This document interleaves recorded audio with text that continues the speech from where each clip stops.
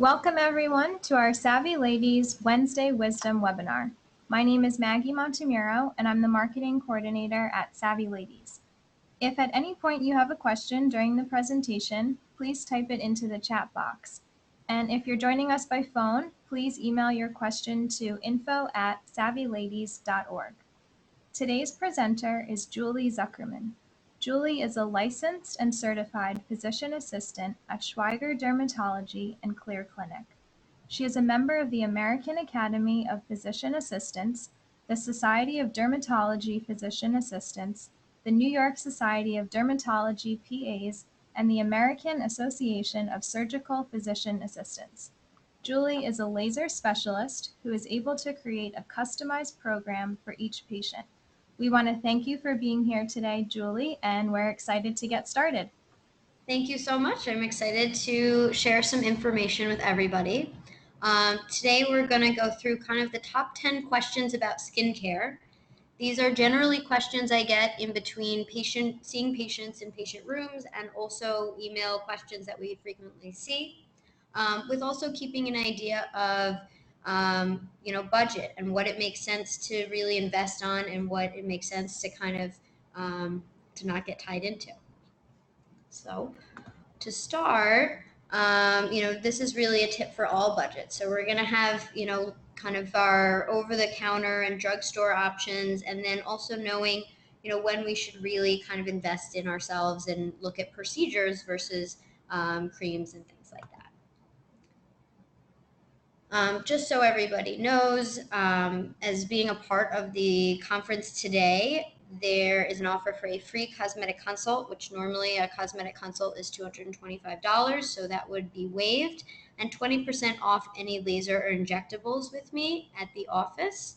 There are a few different ways to schedule. One is to call the number 212-283-3000, or you can email me, jz@schweigerderm.com, and we can set you up with a consult, or even if you're farther away, an online consult to see the best we can do through pictures and things like that to try to get you a better idea of what procedures or skincare regimen might be right for you.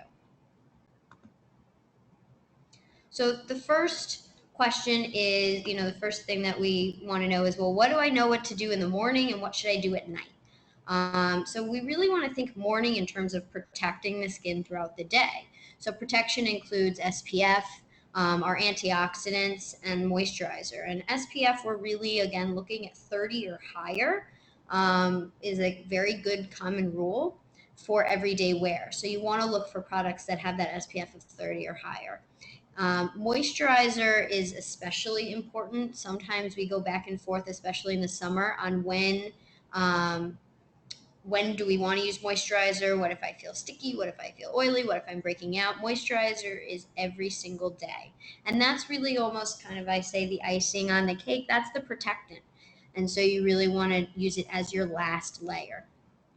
At night, we want to reverse anything that's happened in the day. We want, just like every organ in our body, we want our skin to kind of replenish. So we want to look for products that have growth factors in them, and growth factors kind of give back the proteins that we lose during the day in our skin and help with our skin rejuvenation. Now, our skin cells kind of grow, and as they grow, they rise to the top and then they slough off, and that's the process. And that process takes 30 to 60 days, but growth factor kind of puts back in those proteins that we're losing as the top layer of skin is dying and coming off.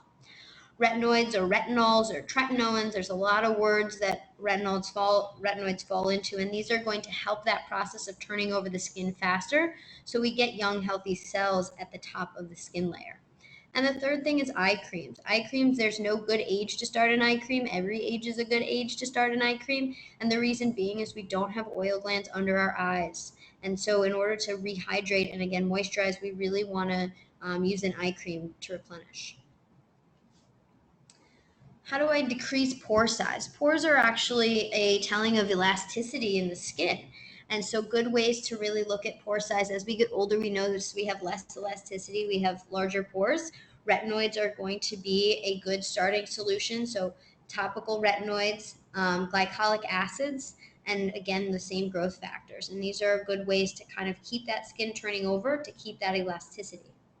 Then there are lasers, and lasers are a huge portion of skincare. My analogy is, if you have a trainer or you go to a gym and you go to a gym and you go to classes, well, you have to eat right at home too. So the topicals are going to kind of be what you're doing at home and your everyday maintenance, and the lasers are going to be working with a trainer, or for this case a skincare professional at the office level, to really make sure that everything fits together. So laser genesis is a no downtime laser. 5 or 6 treatments is really what I suggest to start with, and it helps build collagen under the skin and reduce redness and help with fine lines. And the reason is because it's helping that collagen, those collagen fibers grow more quickly. And some people say, I don't want to wait 5 or 6 and every 2 weeks and see, minor changes. I want something more aggressive. And so we moved down to Fraxel, which also helps to peel pigment. So anyone who's looking at dark spots or aging spots or sunspots, Fraxel also works on that as well, so it gets deeper than the laser genesis. And the third is the CO2 laser, which I say is my heavy hitter. It's my absolute favorite laser for rejuvenation too, because it really gets that first 1 millimeter of skin, and it helps turn over the top layer as well as send heat columns down to the elastin below to almost create more collagen build. I think a good analogy here is, think of your skin like a mattress, and we want to send heat down into the mattress to build more coils so it gets firmer. And that's what the CO2 is going to do. Now, there is downtime with Fraxel and CO2, and these are going to be on the more expensive end. So you have to weigh, the factors of, well, is one CO2 the best option, or should I go 5 or 6 laser genesis? And that's going to depend on both budget and time. We talked about why an eye cream is important. So what to use around the eyes? An eye cream that has growth factor, again, for those same reasons of putting the proteins back, the antioxidants, just like we like antioxidants internally, externally is just as important. Hyaluronic acid is a buzzword, but the truth is that it is a substance that can help us keep that elasticity in the skin and in that dermal layer and epidermal layer, and the retinols as well. Well, really, if we want quick changes to the eyes, we're going to go to our injectables. And Botox is my absolute favorite when patients come in complaining of being tired. Botox is the first thing that I'll end up talking about, because that's really going to open up the eyes. And filler is really when we lost volume. So this is maybe looking at under eye volume depletion, and as we call dark circles. A lot of times the dark circles are just the hollowness that we're seeing, and if we're able to fill that a little, the appearance of the dark circles becomes less. Then the third option is going to be lasers, and I really believe in 2-dimensional treatments lasting longer. So instead of doing just Botox, sometimes we'll do Botox and we'll do laser genesis together, and we may get more longevity out of that Botox. So over time, we are saving a lot by not having to do Botox or filler as frequently. Fraxel and CO2, again, looking at top millimeter of skin, especially around the eyes, can really help with under eye laxity and wrinkles. And thermage is a procedure that I really like for the under eye or upper eyelid, or hooding of the eyelid, as we say, for tightening non-surgically. So this is where we get into skin tightening. There is no downtime with thermage. It's generally a one-time treatment, lasts 2 to 3 years, and it really helps to, again, tighten through radiofrequency the areas around the eyes. The other device that you may hear about for this is also all therapy, but for the eye specifically, thermage is my favorite. These are some photos about Botox for crow's feet. My preference would be to start Botox sooner rather than later, because then you don't have to do as much in the long term, and it is in fact preventative. So someone that starts Botox at 30 to 35 is not going to have to do it as frequently as someone who starts at 50. So looking at the long term, the cost is going to be less for that patient. We also can do things with Botox like create symmetry in the face where there is asymmetry. And that's very common, that our brows are not even. Every single one of us does not have complete symmetry between the face, and we can use Botox to correct that. 7th tip is, how do I get rid of redness? Redness is a very common problem. There are issues like rosacea that we do treat, but there are some topical ways to get rid of redness. Mervaso is actually a prescription topical that vasoconstricts, so doesn't allow blood to flow through those veins. And you can see that picture on the top is a patient, and that's only 10 minutes of using Mirvaso. So the first picture with the redness after a shower, which is when a lot of people have flushing, and the 10 minutes later, there's really no redness. Now, this is only going to last 12 to 20 hours. So this is something that has to be done every day and can have some rebound. Pesh is a cosmeceutical. When we talk about cosmeceuticals, those are things you'll find like at Sephora or Bloomingdale's or Nordstrom's and things like that, where they are products that also have some ingredients in them that also help with the skincare. But what I like about Pesh specifically is the science behind it. A lot of redness reduction products are green, and putting makeup over something green can get tough, and it's really not a color that we like to use. So Pesh it's by Neocutis is the brand. Pesh is the actual product, and it's a product that's clear and has Rosaplex technology in it to create that redness reduction. Sulfur washes are good for patients that do suffer from rosacea or flaring. There are a lot of good over-the-counter washes that have sulfur in them, but I warn you, be careful what else is in them, because sometimes they can counteract each other and then we're back where we started. So sulfur washes, there are good prescription sulfur washes. We have one online that's called T2, and that is a sulfur and tea tree oil based wash, and that's also goes under the category of a natural redness reduction. And again, SPF. If we're not wearing our sunscreen, there's nothing to protect the skin from continuing to be red. So these are all good topical options. And then if there's more of a quick fix, or if there's specific redness that we want to treat, lasers are really the best option. This is when we look at veins, leg veins, spider veins, veins around the nose, veins on the cheeks, things like that. And KTP laser is not as well known as the IPL, but is one of my favorites for decreasing the redness and decreasing those veins and making those veins go away. Really what we're doing with laser is we are thinking of the vein as a vessel that carries blood, and we're chopping it in half so the blood can't flow through it anymore. And the KTP laser is my favorite laser for that. Laser genesis is also good for overall redness reduction. It's not going to be as specific for certain vessels. And again, one of my favorite approaches is two-dimensional. So we want to maybe use the KTP for specific vessels and genesis for all over the face. And this is very common for my patients that are brides, for people that have big events coming up, that we really can help decrease the redness for them. And this really shows again with veins. What can I do about stubborn belly fat? One of the misnomers is that dermatologists don't really treat the body as much as the face, and that's absolutely untrue. So we have a lot of lasers that also are non-surgical fat reduction. And Zeltiq is my absolute favorite when we talk about debulking fat. How Zeltiq works is essentially we're freezing fat cells. We're made up of a lot of water, and there's a lot of water in our fat cells. And what we want to do is we want to freeze that fat cell. And then our body doesn't like dead cells. So what it does is it says, that's a dead cell and I need to get rid of it. And it's naturally flushed out of our immune system. So it's not any process where we're going invasive. It is very effective when treating the abdomen and the love handles. But now we have amazing hand pieces where we can do that upper bra fat. We can do the legs.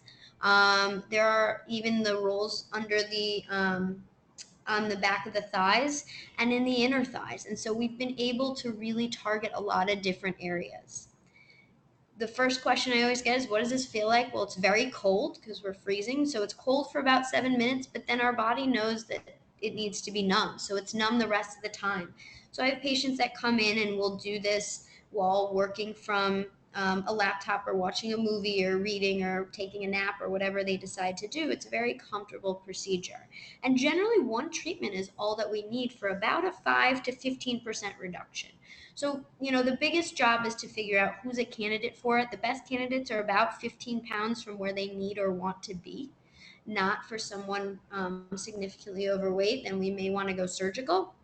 But non-surgical are really for those stubborn areas. And I tell my patients I'm a runner, and there are certain areas I could run for the rest of my life, and I'm just never going to treat some of those abdominal areas or even some of the inner thigh area, and that's a great area to treat with Zeltiq.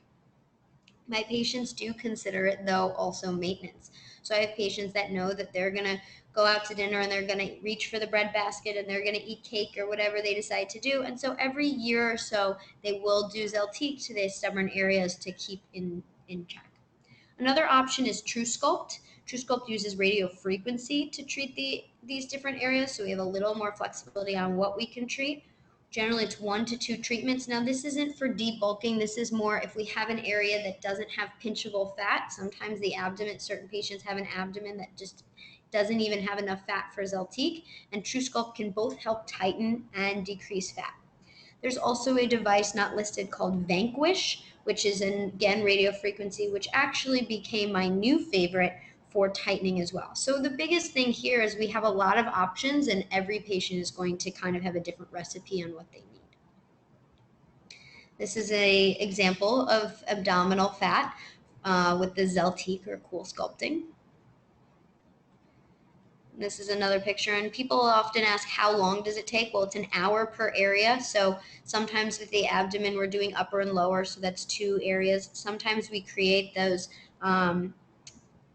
the sides where, that's again 2 areas. So it's about 2 hours or so. What should I know about Botox and filler? Well, who starts? 21 and older is my general rule for when to inject a patient. Obviously, every patient is different. And, it's hard to know, well, what areas are Botox and what are filler? I always think of the top of the head as Botox and the lower face as filler. So the top is those forehead lines, the 11s, the crow's feet. And then you can also do, the gummy smile, which is the lips. So if you smile and there's a lot of gum shown, you can inject the lips. And the underarms, which is very common for sweating. Filler is really, we're looking at laugh lines, at lips, at cheeks, under eye, and corners of the mouth. Filler, again, is depletion of volume, so we want to put back volume. A new thought here is that we don't want to just correct what we have, but we want to prevent. And so that's other reasons to consider these options. When do we want to start? We want to start when it starts to bother you. And I call this my brushing my teeth moment, where I'm brushing the teeth and I'm looking in the mirror and I realize that something really is bothering me, or I'm using a lot of makeup to cover something up. That's the time to really know your options and create a plan. The biggest thing here is that you don't want to do everything at once. You don't want to come in at one point and do all of your Botox, all of your filler, all of your injectables at once. You really want to space it out. Not only does it save money, but at the same time, as you really can see, you want natural changes, and that's the best way to do it. So creating a plan is the best idea. How often do I have to do Botox? 1 to 4 times a year. When we're talking prevention, even if it's once a year, that's 4 to 6 months that we're not having those muscles move and creating those deep lines. And filler can last, 9 months to, we have fillers now for the cheeks that last 2 years. So it's something that really can last a long time and doesn't have to be done as frequently. This is an example of those smile line corrections with a product called Juvederm. Again, lip enhancement is a very common, we tend to lose a little bit of the body of the lip, or a lot of patients, don't even have a body to the lip. Nasolabial folds, or our smile lines, again, are kind of a very common first treatment area for patients when they start to see signs of aging. And that's kind of the 11s. Now she only has 1, but the 11s are a very common area too for starting Botox in that glabella area. Volume restoration is a huge piece of what we do for cheeks. There is a product called Voluma. This is done with Radius, but Voluma for females in the cheekbones is my favorite product because it lasts the longest and it's the most natural looking to create that contouring and those cheekbones. But males also need volume restoration too. This is another product, Sculptra, but again, I think that the Voluma tends to be more bang for your buck a little bit in terms of longevity, but Sculptra is a very good option. What do I do about cellulite? Well, the biggest message I want to take to everyone is stop spending your money on creams and topicals. The cellulite is really an anchoring down of collagen, and there's no topical that's going to correct that. So really, just keeping the skin moisturized is a good idea, but there's not really a good topical out there for cellulite. There are lasers. Venus Freeze is a more subtle tightening device. A lot of times when we're able to tighten the skin all around, we don't notice the cellulite as much. So Venus Freeze and that Vanquish laser that I spoke about before are good options, with True Sculpt as well. But cellulite is one of the hardest things to treat, and takes a lot of time and maintenance as well. What do I do after my workout? And a lot of times people are referring to breaking out and, all of these products, and we always call it the drawer in the bathroom that you have that is kind of that graveyard of products. And we like to avoid that by really choosing the correct product. So with a cleansing pad, we want to look at something with a glycolic and a salicylic acid to decrease any kind of post-workout breakouts. Now, I like pads. I throw them in my gym bag. I bring them with me to work, and these really help on a day that I feel that I just need a quick wipe down without having to do a full regimen. But washes are, of course, good too, especially for the body. If you want to throw a benzoyl peroxide, and you can get a lot of the benzoyl peroxide washes over the counter, are a good idea to keep with you if you're prone to body acne. And face wash with a salicylic and glycolic acids are also a good option, but please make sure to moisturize after, as we don't want the skin to dry out. Sometimes what we notice is we dry out the skin too much, and then it produces more oil to try to compensate, and that's how we break out. You do want to shower as quickly as possible. And then also we talked about the sulfur-based cleansers, or these more natural-based cleansers. T2 is our product, which I find is gentle enough for very gentle skin to be used twice a day. And these are also can help with post-workout breakouts. What kind of makeup should I wear?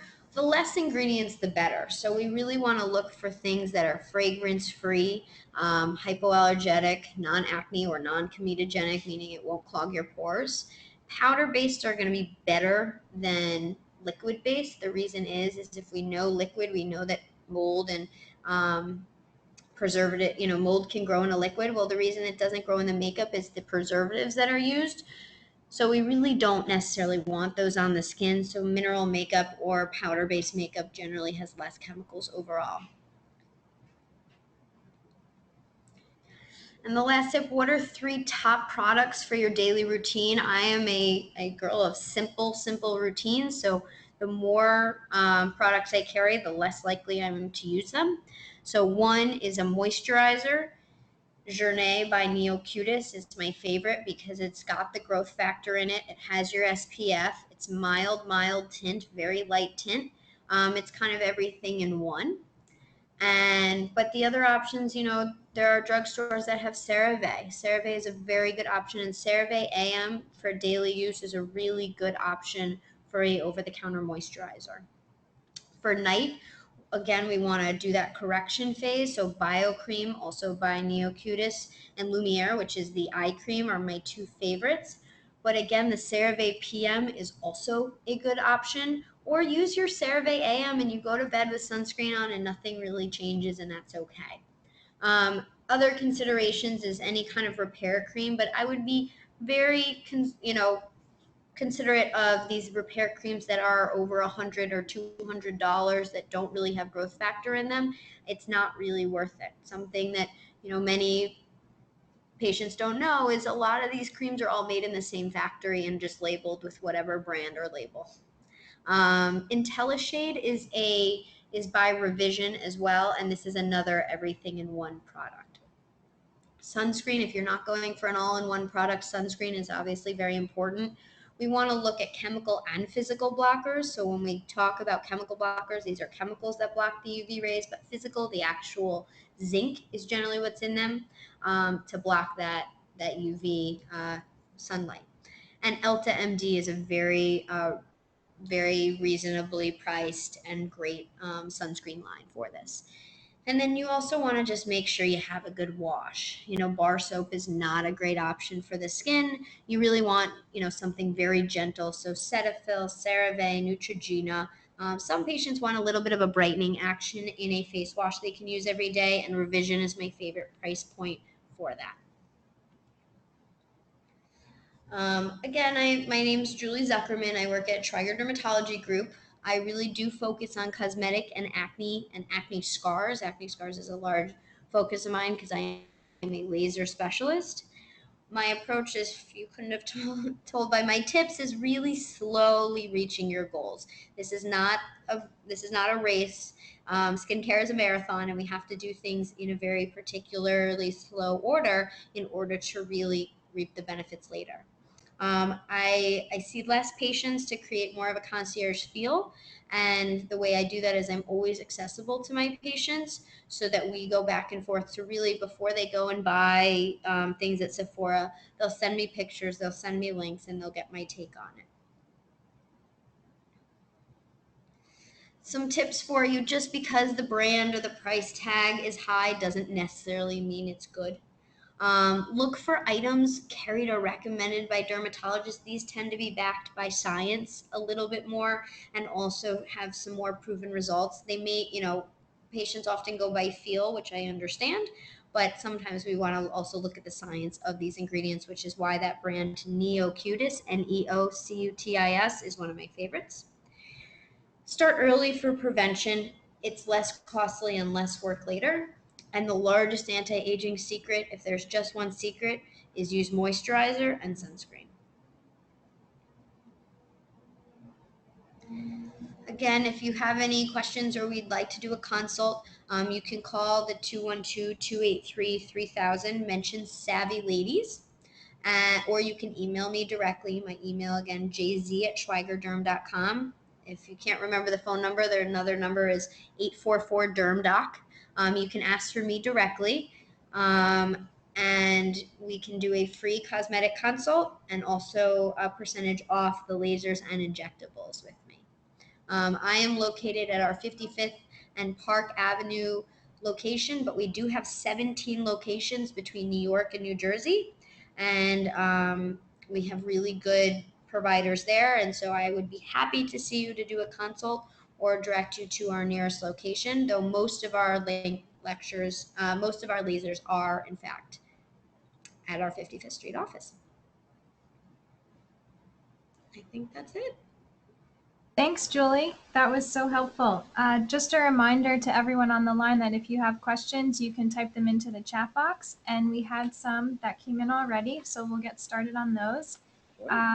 Our first question is, what is the pain factor for lasers that treat cellulite or the other lasers that you talked about? That's a good question. For lasers for the face, like Fraxel and CO2, we actually use a numbing cream for an hour before. So I would say it feels like prickly heat. The good news is if you have an advanced laser technician, they also are good at being fast. So even if it's, a 5 out of 10, it's generally pretty quick. For the body treatments like Coolsculpting, I would say it's maybe a 3 out of 10. It's very cold and then it goes numb, so there's generally not much pain. I do provide for options like Ultherapy, which is really good for skin tightening and lifting of the jawline. I do sometimes provide pain medication as well for patients. So, my goal is to be comfortable, for the patient to be comfortable. But, I would say of the most painful, the ones maybe Ultherapy and the CO2, but the numbing cream really helps to negate that. Okay, great. And we had a question about what's the price range for the Zeltique Coolsculpting? A good question. Generally, it starts at $750 per cycle or per area. So if we're just treating the lower abdomen, it would be $750. If we're doing love handles, it would be $1,500. Now that's without the 20% off, but that tends to be the range for areas. The biggest thing I would suggest is always to have an in-person consult, because sometimes I look at an area and they think it's 3 areas and really we can get away with 1, which is great. And sometimes an area really needs 2 cycles, or really we want to do a V shape around the pelvic bone, because we always want to make sure to keep the female figure in mind, as we don't want to box anybody out and make them look more male. Okay. And another question that came in is, I thought I always preferred liquid makeup over powder makeup because it seemed to have better coverage, but I'm worried it's clogging my pores and I haven't really found any non-comedogenic liquid makeup. Is now the time to switch to powder, or are there some non-comedogenic liquid makeup products out there? So what would you recommend with That's a that? good question. I would first try powders. I understand that the coverage is sometimes easier to get in a liquid form. However, I do think even Bare Minerals or Bobbi Brown has really good coverage in their powders. It's a little more work, but I do find it's going to be less clogging. It is definitely, if makeup is something you're wearing every day, it's definitely worth the investment and time to figure out what powder gives you the coverage you're looking for. Also, it lasts longer. It's, you don't go through the powders quite as quickly. But I don't really know offhand. Bobbi Brown's liquid is the closest I've found to being okay for my acne patients. But if you're acne prone, I would absolutely avoid. Um, unless you're treating the acne and you have the acne under control. But while you're actively flared, I would avoid liquid cover up and liquid foundation. Okay, great. Another question is, I'm assuming that these treatments you talked about aren't covered by my insurance. Do dermatologists ever work with patients to set up some type of payment plan? It's a great option. They're not covered by insurance, but there are third-party vendors that do payment plans. So there's something called Care Credit or Alpheon. I believe that's spelled Alpheon, and they will allow you to pay over time. We do have patients that are, we do packages if we're doing multiple things to put them together to lower the cost as well. But those are generally the best options for patients are the third party. Okay.